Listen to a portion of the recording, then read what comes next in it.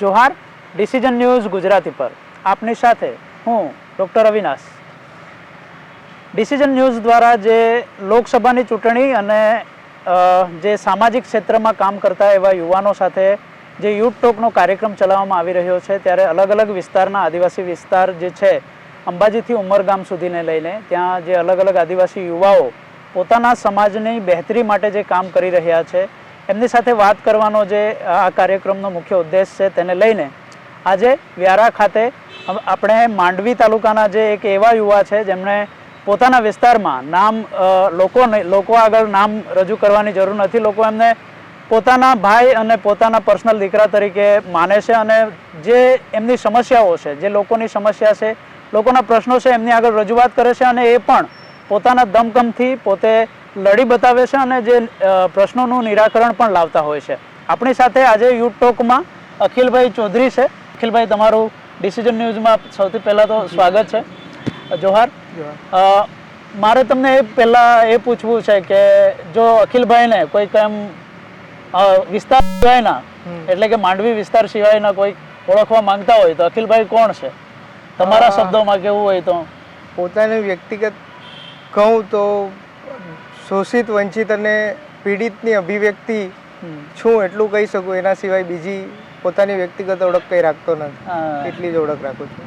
બરાબર છે. તમને એમ નાનપણથી તમારું બાળપણથી જ તમે પોલિટિક્સના પેલામાં હતા કે પછી અત્યારે તમને એમ જ્યારે સિચ્યુએશન આવી ત્યારબાદ તેમને લાગ્યું?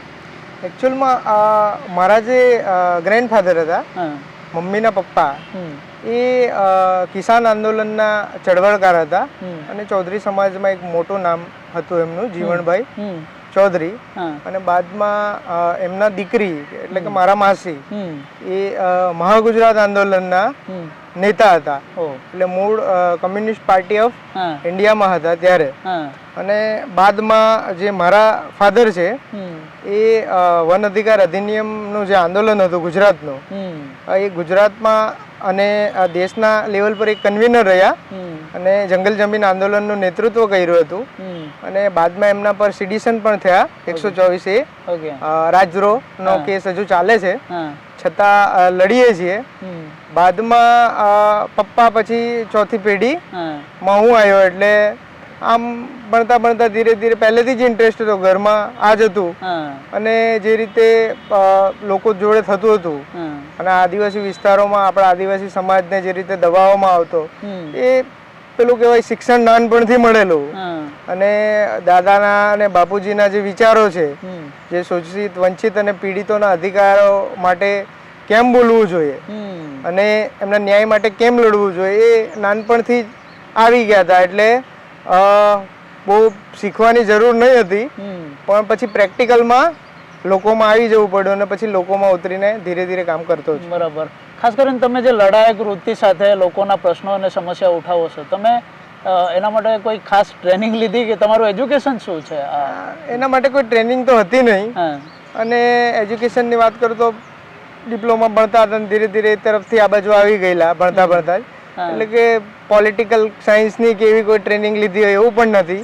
યુનિયનમાં કામ કરેલું, ગુજરાત શ્રમિક સંગઠનમાં લેબર લો પ્રેક્ટિશનર તરીકે કામ કર્યું. અને યુનિયન બાદ ધીરે ધીરે ફાધર જોડે કામ કર્યું. અને જે જંગલ જમીન આંદોલનમાંથી હું ઘણું બધું શીખ્યો. વન અધિકાર અધિનિયમનું જે આંદોલન ચાલતું હતું, તો શરૂઆત અમારા વિસ્તારમાં આંબલી ડેમ વિસ્થાપિત સંઘર્ષ સમિતિ બનાવીને જમીનના પ્રશ્નો પર લડવાનું ચાલુ કર્યું. અને ધીરે ધીરે લડતા 5મી અનુસૂચિ અને એના અધિકારો શીખ્યો. અને જે બી આદિવાસીઓના બંધારણીય અધિકારો છે તેના વિશેનું જ્ઞાન પિતા પાસે લીધું એમ કહી શકું છું. અને લીધું છતાં પેલું રીડિંગ હતું, પ્રેક્ટિકલમાં નહોતો. પછી 2015-16 પછી પ્રેક્ટિકલમાં આવવાનું થયું. એટલે લોકોમાં જ જતો રહ્યો અને લોકોમાં જઈને ઇમ્પ્લિમેન્ટેશન થતું ગયું. ને હું પણ હજુ પણ એવું માનું છું કે શીખી જ રહ્યો છું. હજુ પૂરેપૂરું નથી શીખ્યો, હજુ ધીરે ધીરે હજુ શીખું છું અને શીખતો રહીશ. જે આદિવાસી સમાજ પર અત્યારે જ આપણે જોઈએ તો નવા નવા જે પ્રોજેક્ટો આવે છે, મોટા મોટા પ્રોજેક્ટો, એના દ્વારા વિસ્થાપનની ઘણી સમસ્યાઓ ઊભી થાય છે. તમને શું લાગે છે કે સરકારમાં જો પરિવર્તન આવે તો આ પ્રશ્નો હલ થઈ શકે કે પછી એ પ્રશ્નો તો રહેવાના જ છે? હું માનું છું આ પ્રશ્ન જોઈએ તો આ પ્રશ્ન આદિવાસીઓ સાથે આજના નથી. આ લડાઈ 5000 વર્ષ જૂની છે. અને જે બી વિસ્થાપનના પ્રશ્નો છે, ભૂતકાળમાં જે સરકારે 70 વર્ષ રાજ કર્યું, એ સરકારે પણ વિસ્થાપન કર્યું જ છે. ડેમોના નામે અનેક પ્રોજેક્ટોના નામ પર વિસ્થાપન થયું જ છે. પણ આદિવાસીઓનું જ કેમ વિસ્થાપન થાય છે? મૂળ સવાલ એ છે કે જમીનો આપણા વિસ્તારમાં વધારે છે અને જમીનોના નીચે ખનિજ સંપદા છે. માટે હું એવું માનું છું કે આ જે બી સરકારો છે એમને આ ખનિજ સંપદા જોઈએ છે અને આદિવાસીઓના જળ, જંગલ અને જમીનને થી એમને વિમુખ કરવા માંગે છે, આદિવાસીઓ પાસેથી છીનવવા માંગે છે. એટલે તમામ સરકારોની એવી કોઈ રાજકીય ઈચ્છા શક્તિ આટલા વર્ષોમાં લાગી નથી. કોંગ્રેસ અને લેફ્ટની સરકારે મળીને વન અધિકાર અધિનિયમ 2006 બનાવ્યો, પણ એ એક થોડી રાજકીય ઈચ્છા શક્તિ હતી. પણ એ વન અધિકાર અધિનિયમ બનાવ્યા પછી એનું અમલીકરણ પણ કર્યું નહીં. એમની જવાબદારી હતી કે એને અમલીકરણ કરવામાં આવે. આજે 2006 નો કાયદો પસાર થયો અને બાદમાં જે જંગલનો આ કાયદો છે, આટલા વર્ષો આ સરકાર ચાલી, તો આ સરકાર ચાલી છતાં પણ આજે માલિકી અધિકારો નથી આપવામાં આવતા, 7/12 આપવામાં નથી આવતી વ્યક્તિગત. એટલે આદિવાસીની માલિકી પ્રસ્થાપિત નથી થતી. બીજી બાજુ જે 5મી અનુસૂચિના અધિકારો છે એને તો માત્ર બંધારણમાં છે, એને સરકાર માનતી નથી. અને આપણે જોઈએ છે કે ભૂતકાળમાં તાપી પાલ લિંક પ્રોજેક્ટ હોય કે આ ડેમોના નામે આદિવાસીઓની જમીન છીનવવા માંગે છે. એટલે કોઈ પણ રાજકીય પક્ષ કે આ લોકોની મને ઈચ્છા શક્તિ દેખાતી નથી કે આદિવાસી હિતમાં વિચારી શકે. આદિવાસી યુવાનોએ આગળ આવીને એક મંચ પર એક આદિવાસીય વિચારધારા લઈને લડવું પડશે અને રાજકીય લોકચેતના પણ ઉત્પન્ન કરવી પડશે લોકોમાં. અને જે રાજકીય પક્ષો આદિવાસીઓ હિતોની વાત કરશે એને સ્વીકારો અને નહીં કરે તો એને આદિવાસી વિસ્તારમાંથી બહાર કાઢવાની તૈયારી કરી લેવી પડશે. આપણે ખાસ કરીને જોતા હોઈએ તો તમે ખાસા જંગલ જમીનના મુદ્દાને લઈને લડો છો, તો આપણા જે અધિકારીઓ છે કે જે આપણા સમાજમાંથી ભણી ગણીના અનામત સીટ પરથી લાગ્યા છે, એઓ પોતે ખુદ સ્વીકારતા થઈ ગયા છે કે આ તો સરકારની જમીન છે. તો આપણે એ અધિકારીઓથી લોકો પર ખાસો એવો પ્રભાવ પડતો હોય છે. તમે એના વિશે શું કહેશો કે એ અધિકારીઓની કેટલી અજ્ઞાનતા કહેવાય? તમને શું લાગે છે? એ લોકો સમાજના નામે નોકરી મળી, પણ એ લોકો બંધારણને માનવાની જગ્યાએ પાર્ટીઓના બંધારણને માને છે. ભારતના બંધારણને એ લોકો નથી માનતા. જે બી અધિકારીઓ પાર્ટીઓના ઈશારે કામ કરે છે અને પ્રશાસન પાર્ટીઓના ઈશારે જ સરકાર ચાલતી હોય છે. એટલે એ લોકો ક્યારે માની જ નહીં શકે કે આદિવાસી તમે ખરેખર છો. તો જમીન એ આદિવાસીઓના અસ્તિત્વ અને અસ્મિતાનો પાયો છે. આ વર્ષોથી અહીંના આપણે મૂળ માલિક છીએ, અહીંયા રહ્યા છીએ અને આ કુદરતી સંપદાને બચાવી છે. આજે તમે આખી દુનિયામાં જો કે જ્યાં આદિવાસી છે ત્યાં જ જંગલો છે અને જ્યાં આદિવાસી નથી ત્યાં જંગલો રહ્યા નથી. એક લાઈનમાં કહું કે આદિવાસીઓ આ જંગલ એની ધડકન છે અને આ જંગલ દિલ છે, તો આદિવાસીઓ એની ધડકન છે અને આદિવાસીઓ આ જંગલને સાચવ્યું છે. પણ ક્યાંક આ અધિકારીઓ એના ઇન્ફ્લુઅન્સમાં આવીને અને આ સરકારના બદ ઇરાદાઓમાં આવીને એવું માનવા લાગે છે કે આ જમીનો આદિવાસીઓની નથી, આ જમીનો અમારા બાપ દાદાની હતી, અમારી છે અને અમારી રહેવાની છે. એના માટે અમારે કોઈ પુરાવા માંગવાના કે આપવાના રહેતા નથી. એના માટે બંધારણના દાયરામાં જે પણ લડાઈ લડવી પડી આપણે લડીશું અને બધા મળીને અવાજ ઉઠાવીશું. પણ આ જે માનસિકતાના અધિકારીઓ છે એ લોકો પોતાની માનસિકતા સુધારે અને પોતાની આદિવાસીયત અંદરનો જગાવો કે બંધારણની 5મી અનુસૂચિ શું છે, અધિકારો શું છે, 244 એક આદિવાસી પ્રશાસન અને નિયંત્રણ શું છે એની માહિતી મેળવો અને પછી બોલો.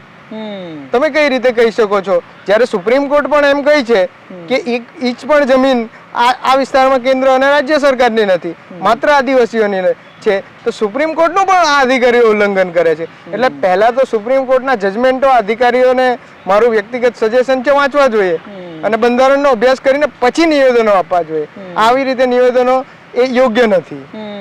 આપણા આદિવાસી સમાજમાં પણ અત્યારે આપણે જોઈએ તો જે કલ્ચર રિલેટેડ વાત કરીએ તો આદિવાસી જે સંસ્કૃતિ છે એમાં પણ જે અન્ય સંસ્કૃતિનું આક્રમણ વધી રહ્યું છે અને આપણે કેક કલ્ચર તરફ આગળ વધી રહ્યા. સાફ વાતમાં વાત કરું તો નાનામાં નાની ઇવેન્ટ હોય તો બી આપણે કેકથી શરૂઆત કરતા હોઈએ છીએ.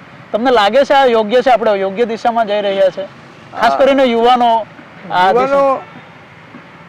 જે પણ હું એ નથી માનતો કે શીખવું જોઈએ એ પણ કરવું જોઈએ, બધું કરવું જોઈએ જીવનમાં, કંઈ નહીં કરવું જોઈએ એવી કોઈ સીમા નહીં હોવી જોઈએ. પણ આપણો જે મૂળ છે, જે આદિવાસી રીત રિવાજ અને રૂઢિ પ્રથા છે, એને સાચવો અને એને આગળ લઈ જાઓ અને એને પકડીને રાખો. આપણે કંઈ પણ કરીએ પણ આ રૂઢિ પ્રથા અને રીત રિવાજ છોડવા નહીં જોઈએ, એમાં માનવું જોઈએ. તમારી બર્થડે હોય તો કેક કાપવાની જગ્યાએ હું તો માનું છું કે કણી કંસરી ક્યાં તો યામોગી માને જઈને નારિયેળ ચડાવો અને આદિવાસી રીત રિવાજ પ્રમાણે જન્મદિવસ ઉજવો તો વધારે સારું રહેશે અને સમાજમાં પણ એક મેસેજ જશે અને લોકોમાં બી લોકચેતના ઉત્પન્ન થશે. સતત તમે તો અમે જોયું છે કે સતત તમે લોકોના પ્રશ્નોને લઈને જે વહીવટી તંત્ર છે એમની સાથે લડો છો. તમને એવા કયા 5 પ્રશ્નો લાગે છે કે જે આવનારા સમયમાં આદિવાસી સમાજ સામે એક અવરોધરૂપ બની શકશે કે વિકટ પરિસ્થિતિ ઊભી કરી દેશે? 5 પ્રશ્નોમાં એક પ્રશ્નમાં તો મારા 3 પ્રશ્ન પહેલા જ આવી જાય છે, જળ, જંગલ અને જમીન. કારણ કે આ આદિવાસીઓની માલકિયતની યુદ્ધ છે, એની લડાઈ છે. એટલે મુખ્ય પ્રશ્ન જો હું આદિવાસીઓનો માનું છું તો જળ, જંગલ, જમીનના માલિકાના અધિકારોનો માનું છું. બીજી કોઈ ધાર્મિક લડાઈ કે એમાં હું માનતો નથી. આ 3 પ્રશ્નો પર આદિવાસીઓ અને આદિવાસીઓ સમાજ એક થઈ જાય અને જળ, જંગલ, જમીનના પ્રશ્ન જો લોકચેતના ઉત્પન્ન થાય અને લોકો ભેગા થવાનું ચાલુ કરે તો બીજા પ્રશ્નો બહુ એ કરવાની જરૂર નથી. આ 3 પ્રશ્નો પર આપણે મળીને આ 3 પ્રશ્નો પર આપણે લોકોને જળ, જંગલ અને જમીનને બચાવવાની વાત કરીએ, જળ, જંગલ, જમીનના માલિકાના અધિકારો મેળવવાની વાત કરીએ તો ઘણું બધું આનાથી જ બચી જશે. કારણ કે જમીન સાથે જ આ બધા અધિકારો સંકળાયેલા છે, જે પણ અધિકારો છે. કારણ કે આજે દાખલો કઢાવવા જઈએ છીએ તો પણ 7/12 માંગે છે, જે છે એ આદિવાસીઓની જમીન અસ્તિત્વમાં છે અને અલગ અલગ પ્રોજેક્ટોના નામ પર સરકાર આ જમીનોમાંથી એટલા માટે જ હટાડી રહી છે આદિવાસીઓને કે આદિવાસીઓમાંથી એમનું નામ નીકળી જાય, આદિવાસીઓ નહીં રહે. એટલે મુખ્ય પ્રશ્ન હું માનું છું જમીનનો, જળ અને જંગલ આ મારા માટે પહેલી પ્રાયોરિટી છે અને હું એના પર જ ફોકસ કરીશ વ્યક્તિગત રીતે. પ્રજાના પ્રશ્નો ઉઠાવવા કે પ્રજાની સમસ્યાઓ દૂર કરવા હાલમાં જો આપણે યુવાનોમાં તો રાજકારણ જરૂરી છે એવું કહેવામાં આવે છે. આપને લાગે છે રાજકારણ કોઈ પણ લોકોના પ્રશ્નો કે સમસ્યાના આપણે નિરાકરણ માટે જો મતતા હોય તો આપણને રાજકારણ કરવું જ પડે? તમે પણ એક પાર્ટી સાથે જોડાયા છો, તમે શું વિચારીને પાર્ટી સાથે જોડાયા? હું એવું માનું છું કે આપણે બંધારણ અને લોકશાહીમાં માનીએ છીએ, બંધારણમાં માનીએ છીએ તો બંધારણની દરેક પ્રક્રિયામાંથી નીકળવું પડે. તો ચૂંટણી પણ બંધારણનો એક ભાગ છે, ચૂંટણી પણ એની એક પ્રક્રિયા છે. તો સ્વાભાવિક છે કે સમય આવે ચૂંટણી પણ લડવી પડે અને ચૂંટણી લડીને મુખ્ય પાર્ટીના બંધારણને ફોલો કરવાની જગ્યાએ આપણા બંધારણને અને આપણા અધિકારોને જો ફોલો કરીએ અને એને લાગુ કરાવવાની કોશિશ કરીએ અને ખરી લડાઈ આ લડવાની જરૂર છે કે પાર્ટીઓના એજન્ડાને સાઈડ પર મૂકો અને બંધારણનો જે એજન્ડો છે એને પકડીને આગળ ચાલો તો જ આદિવાસીઓની જીત થશે અને આપણે રાજકીય રીતે એક થઈશું. લોકસભાની અત્યારે ચૂંટણી આવી રહી છે, 2 મહિના માંડ બચ્યા છે. આપના વિસ્તાર માંડવી વિસ્તાર લગભગ આપને લાગતો હશે, એટલે બારડોલી લોકસભા ખરી. આપને અહીંયા કોઈ ચહેરા એવા દેખાય છે જે અહીંયાથી ચૂંટણી લડીને લોકોના પ્રશ્નો દૂર કરી શકે? વ્યક્તિગત ચહેરા તો ઘણા બધા છે. ચૂંટણી લડવી એ તમામ નાગરિકનો અધિકાર છે, બધાને ઈચ્છા હોય. એટલે કોઈકને સમર્થન છે એવું તો હું જાહેરમાં નથી કહેતો. પાર્ટીમાં જે પણ માંગણીઓ કરે છે અને સમાજ કહેશે કે ભાઈ આ ચહેરો ચાલે, વ્યક્તિગત મારું પોતાનું સજેશન કરતા હું એવું માનું છું કે સમાજ જે કહેતો હોય કે સમાજ કહેશે કે આ ભાઈને આપવું જોઈએ અને આ ભાઈ જીતી શકે છે તો મારું સમર્થન એમની જોડે છે. એટલે લોકોનું શું કહેવું છે એને વધારે ધ્યાનમાં રાખવું જોઈએ, આપણા શું કહેવા છે એના કરતાં પણ લોકો કહેશે એને જીતાડવું જોઈએ અને લોકો કહેશે એવા ચહેરાને આગળ કરવો જોઈએ. ખાસ કરીને આપણી અનામત બેઠક હોય છે ત્યારે આપણા આદિવાસી સમાજના જ એ ઉમેદવાર હોય છે, તો એ કયા મુદ્દા એવા લઈને જાય કે લોકો એમને ચૂંટે કે લોકોની શું અપેક્ષા હશે કે આ મુદ્દાઓ ઉપર ચર્ચા કરવામાં આવશે? કયા મુદ્દા આપને લાગે છે? લોકોની અપેક્ષાઓ તો ઘણી બધી છે. લોકોની જોવા જઈએ તો અપેક્ષાઓ પૂરી થાય એવી નથી. આ સરકારો પર જવાબ જ નથી કે એમની અપેક્ષાઓ પૂરી કરી શકે. પણ જે ગ્રાસરૂટના જે મુદ્દાઓ છે, આદિવાસી સમાજની વાત કરું, હું આદિવાસી વિસ્તારમાંથી આવું છું. આદિવાસી સમાજમાં હજુ પણ આપણા વિસ્તારોમાં જોઈએ તો શિક્ષણ નથી સારું, સ્કૂલો સારી નથી. અમારા વિસ્તારોની વાત કરું તો મારું ખુદનું ગામ છે રકસકડી અને એમના બીજા ગામો છે, એમાં સ્કૂલોના છાપરા પડી જવાના છે. એવા સ્કૂલના સવાલો છે, શિક્ષણના જે સવાલો છે એના પર વાત થવી જોઈએ. આ જે બી બીજા મુદ્દાઓ છે, જે નાના નાના પ્રશ્નો છે, એના પર પણ ચર્ચા થવી જોઈએ.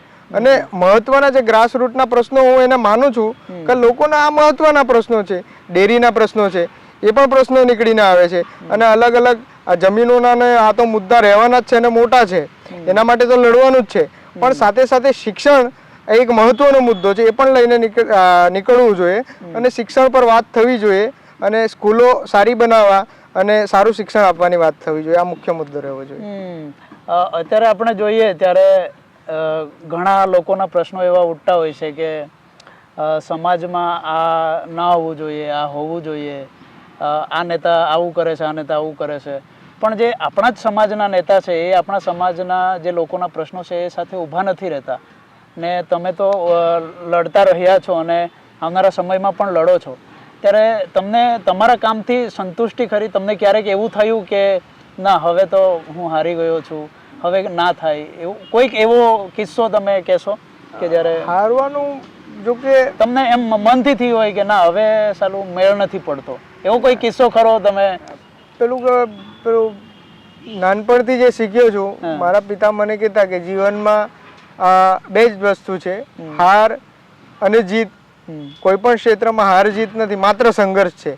તો શરૂઆતથી એટલી વસ્તુ મગજમાં આવી ગઈ કે હારો તો પણ સંઘર્ષ કરવાનો છે અને જીતો તો પણ સંઘર્ષ કરવાનો છે. સંઘર્ષ તો અવિરત ચાલુ જ રહેવાનો છે, સંઘર્ષ ખતમ થવાનો નથી. એટલે સંઘર્ષથી મોં મેળવું કે ભોગ વિલાસ આવશે કે શાંતિ આવશે તો એ આશામાં નહીં માનવું જોઈએ. અબ્રાહમ લિંકન કહેતા હતા કે જેને લોકપ્રિયતા જોઈતી હોય તો કે શાંતિ છોડી દેવાની, શાંતિની ઈચ્છા નહીં રાખવાની. એટલે લોકપ્રિયતા સાથે સાથે લોકોના કામ કરો તો ક્યારેય શાંતિ આવવાની જ નથી ને લડ્યા જ કરવાનું છે. લડવાથી પાછળ હટવું જ નહીં જોઈએ, મારું માનવું છે. ને એવું કોઈ ક્યારે થયું પણ નથી. શરૂઆતમાં જ્યારે મારા પિતા પર 124નો રાજદ્રોહનો કેસ થયો હતો ત્યારે હું ખૂબ નાનો હતો, 8મા 9મામાં ભણતો હતો. તે સમયે લાગ્યું હતું કે શું કરીશું, પપ્પા આખો જિંદગી જેલમાં જતા રહેવાના, બહાર નહીં નીકળવાના. જો કે લડેલા, રસ્તા પર આવેલા અને પોસ્ટરો પકડેલા ત્યારથી 8મા ધોરણમાંથી. એટલે એક વસ્તુ સમજમાં પડી ગયેલી કે આ અમારી સાથે જ થઈ રહ્યું છે, એટલે આ અમે નહીં લડીશું તો કોઈક બીજો અવાજ ઉઠાવવાનું નથી.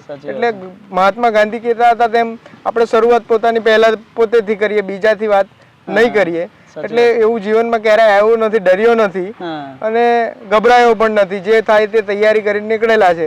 પેલો કહેવાય કે ઝોલો લઈ લીધો છે, નીકળી પડ્યા છે. હવે જીવનમાં જેલમાં જવાય તો જેલમાં વિતાવીશું અને બહાર રહીશું તો બહાર બી લડીશું, બાકી લડાઈ છોડવાના નથી. તમે સંઘર્ષની વાત કરો છો તો તમને તમારા સંઘર્ષમાં એવા કયા સાથીઓ છે જે તમને હંમેશા એગ્રેસિવ અને આગળ વધવાની પ્રેરણા પૂરા પાડતા હોય છે? ઘણા બધા છે આમ તો મિત્રો. નામ લેવું મને કેમેરા પર કોઈનું યોગ્ય નથી લાગતું, કારણ કે જીવનમાં એવા ઘણા બધા લોકો છે. પણ પહેલા તો હું મારા પિતાનું કહીશ કે એમના પાસેથી શીખ્યો છું અને મારા સંઘર્ષનું પ્રતીક હું એમને માનું છું, મારા પિતાને. એટલે કેવું કે આગ દિલમાં જે ધડકતી રાખે છે એ પિતાના વિચારોથી ધડકતી રહી છે મારા દિલમાં. અને બાબા સાહેબ આંબેડકર અને ગાંધી માર્ક્સ, બિરસાના વિચારો ની આગ છે તે જીવતી રહી છે. બાકી એ બધામાં માનું છું. ને ઘણા બધા લોકો બી છે, મિત્રો બી છે, ઘણા બધા એવા બી છે અંગત, પણ કેમેરા પર લેવું મને યોગ્ય નથી લાગી રહ્યું, એટલે માફ કરજો. એક આદિવાસી યુવા તરીકે મારે લાસ્ટમાં તમને એ પૂછવું છે કે તમે આદિવાસીયત એટલે કોને માનો છો? આદિવાસીયત એટલે શું તમારા મતે? આદિવાસીયત એટલે જળ, જંગલ, જમીન અને બચાવનારો અને વર્ષોથી સાચવનારો અને આ પૃથ્વીને સમાજવાદની ભાવના શીખવાડવા વાળો સમાજ છે. એટલે હું એને આદિવાસીયત માનું છું. આદિવાસી સમાજ એ લોકતંત્ર જે કહેવાય છે, કે જે જયપાલસિંહ મુંડા કહેતા હતા કે લોકતંત્ર એ આદિવાસીઓ પાસે શીખવાની જરૂર છે, બીજા સમાજોએ અને તમામ લોકોએ. તો હું આદિવાસીયત એને માનું છું કે દુનિયાને શીખવે છે. આદિવાસીઓ દુનિયાને કંઈક નવું આપે છે. એક જે બી સંશોધનો થયા છે કે આજે તમે ઉચકીને જોઈ લેજો કે કંઈ પણ નવું થયું છે એ આદિવાસીઓની દેન છે. આદિવાસીઓએ વર્ષોથી આ દુનિયાને પરિવર્તન કરવા માટે, આ દુનિયાને બદલવા માટે સમાજવાદની જે ભાવના આપી એ પણ સામૂહિકતાની ભાવના આદિવાસીઓએ જ આપી છે. એટલે આદિવાસીઓનો મુખ્ય મેસેજ છે સામૂહિકતા, સમૂહમાં રહીને સંઘર્ષ કરીએ અને જીતીએ. બરાબર છે. છેલ્લે ડિસિઝન ન્યૂઝ તરફથી તમે આદિવાસી સમાજના લોકોને અને ખાસ કરીને યુવાનોને શું કહેશો? યુવાનોને હું એટલું જ કહેવા માંગીશ કે યુવાઓ સમાજની લડો બહુ મજબૂતીથી લડો. આદિવાસી સમાજના જળ જંગલ જમીનના અને બીજા જે બી આદિવાસીઓના પ્રશ્નો છે એને મજબૂતીથી ઉચકો. ડરો નહીં. આ લોકોથી, આ તંત્રથી કે આ સરકારથી ડરવાની જરૂર નથી. આપણે એકજૂટ થઈને લડવાની જરૂર છે. બિલકુલ બીક રાખવાની જરૂર નથી. બાબા સાહેબ ભીમરાવ આંબેડકરે આપણને જે અધિકારો આપેલા છે, જયપાલસિંહ મુંડાની જે 5મી અનુસૂચિની દેન છે, એને આપણે લોકો સુધી લઈ જઈએ. આપણા વિસ્તારમાં શિક્ષણની વાત કરીએ, આપણા વિસ્તારમાં આરોગ્યની વાત કરીએ અને લોકોના મૂળ પ્રશ્નો અને એમને કઈ રીતે મજબૂત કરીએ અને લોકોમાં લોકચેતના વિકસિત કરીએ, એને જ હું ખરેખર આંદોલન માનું છું. અને એવી રીતે હું યુવાઓને આ મેસેજ આપવા માંગુ છું. સાથે સાથે યુવાઓને એ પણ કહું છું કે રાજનીતિમાં પણ આવો. રાજનીતિથી દૂર નહીં રહેવું. તમે રાજનીતિમાં નહીં આવશો તો તમારી જગ્યાએ કોઈ ખરાબ આવશે. તમે ખરેખર તમારામાં સારા વિચારો છે, બાબા સાહેબ આંબેડકરના વિચારો પર રાજનીતિ કરવી જોઈએ. જયપાલસિંહ મુંડાને હું મારા રાજકીય ગુરુ માનું છું, એમના રાજકીય અને સામાજિક ગુરુ માનું છું. એમના વિચારો પર રાજનીતિ કરવી જોઈએ. એમને જે 5મી અનુસૂચિમાં જે અધિકારો આપેલા છે એમની વાતો કરવી જોઈએ રાજનીતિમાં. એટલે યુવાઓ રાજનીતિમાં આવો. તમારા માટે આ પ્લેટફોર્મ છે. તમે નહીં આવશો તો કોઈ ખરાબ માણસો આવીને જગ્યા રોકી લેશે. આવો અને આ સમાજમાં સામાજિક પરિવર્તનની દિશા આપો અને નવા વિચારો આપો અને આ સમાજને બદલો અને દુનિયાને કંઈ નવું આપો, એટલું કહેવા માંગીશું. આ હતા અખિલભાઈ, જેમણે આપણને એમના વિશે તો ખરું જ, પણ જે સમાજના મુદ્દાઓ છે એમના વિશે પણ વાત કરી અને આપણા જે સમાજની જે દુર્ગતિ તરફ આપણને જે લઈ જઈ રહ્યા છે એવા આપણા જે સંસ્કૃતિના જે કલ્ચરમાં પણ ફેરફારો થઈ રહ્યા છે એને લઈને પણ વાત કરી. અને ગ્રાસરૂટના જે સવાલો છે એ ખાસ કરીને યુવાનોએ બહાર લાવવાની જરૂર છે એવું પણ એમણે કીધું. અને ખુલ્લું આમંત્રણ રાજનીતિમાં આપ્યું છે કે જો રાજનીતિને સુધારવી હશે તો તમારે રાજનીતિમાં આવવું પડશે, કેમ કે જો તમે બહારથી બોલ્યા કરશો એનાથી ફરક નથી પડવાનો, એવું પણ એમણે કહ્યું. આવા જ યુવાનો સાથે આપણે બીજા યુથ ટોકમાં પણ વાત કરીશું. અખિલભાઈ, તમે ડિસિઝન ન્યૂઝ સાથે જોડાયા એ માટે તમારો સૌથી પહેલા છેલ્લે ખૂબ ખૂબ આભાર. ખૂબ ખૂબ આભાર. અને એક નાનો અમથો મેસેજ આપવા માંગુ છું. ડિસિઝન ન્યૂઝ ગુજરાતી ખૂણે ખૂણે પહોંચે અને યુવાનો પણ એને પહોંચાડો. આપણા ખૂબ જ યુવાનોને અમારા પ્રેરણા સ્ત્રોત છે અવિનાશભાઈ, જે PhD થયા છે, આટલી ઉચ્ચ કક્ષાએ અભ્યાસ કરીને સમાજના પ્રશ્નો અને અમને ખરેખર વાચા આપવાનું જો કોઈને કામ કર્યું હોય એ અવિનાશભાઈ તાપી પાર લિંકના આંદોલનમાંથી હું તો એમને સાથી છું સંઘર્ષનો અને તેમને ત્યાંથી યાદ કરું છું, ઓળખું છું. તો મેં જોયું છે કે ડિસિઝન ન્યૂઝે આદિવાસી સમાજના જળ જંગલ જમીનના જે માલિકાના અધિકારો છે એમને પહેલાં પ્રાયોરિટી આપી છે અને આદિવાસી સમાજના પ્રશ્નોને સતત ઉચક્યા છે. એટલે આવા યુવાને આગળ લાવો અને એમનું ડિસિઝન ન્યૂઝ ખૂણે ખૂણે પહોંચે. હું એટલું જ આપને વિનંતી કરું છું, એને ખૂણે ખૂણે પહોંચો, સબસ્ક્રાઈબ કરો અને આ ચેનલને આદિવાસી વિસ્તારમાં ખૂણે ખૂણે સુધી પહોંચાડો. જોહાર. જોહાર. ખૂબ ખૂબ આભાર. જોહાર. ડિસિઝન ન્યૂઝના બીજા વિડીયો જોવા માટે ચેનલ સબસ્ક્રાઇબ કરો અને બેલ આઇકન બટન પર જઈ ક્લિક કરો. સ્વતંત્ર અને આઝાદ પત્રકારત્વની મદદ કરવા નીચે આપેલા થેન્ક્સ બટન પર જઈ ક્લિક કરો. મદદની કિંમત નિશ્ચિત કરો અને ડિસિઝન ન્યૂઝની આ સફરમાં અમારા સાથી બનો.